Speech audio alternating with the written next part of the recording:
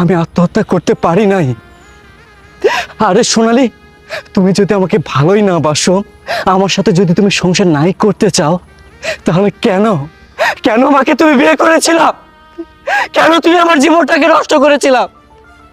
আরে বেঈমান নারী, আমি তো তোমাকে কখনো বিয়েই করতে চাইনি। আমি তোমাকে বলেছিলাম সোনালি, আমি একজন গরিব ফ্যামিলির ছেলে, আমি দিন আনি দিন খাই, আমি বেকার, তুমি আমাকে বিয়ে করো না। কিন্তু তুমি কি বললে? বললে আমার কোনো কিছু দরকার নাই। রায়হান, আমি শুধু তোমাকে চাই। রায়হান, আমি তোমাকে ভালোবাসি, তোমাকে বিয়ে করতে চাই।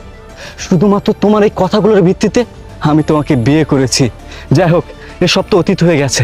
তুমি যখন চলে গেলে, তারপর থেকে আমার কষ্টের জীবন শুরু হলো। আমি দিনের পর দিন পরিশ্রম করতে শুরু করলাম। আল্লাহর রহমতে আমার একটা চাকরি হয়। এই যে আমি পুলিশের চাকরি করতেছি এখন। এখন আমার টাকা পয়সা সব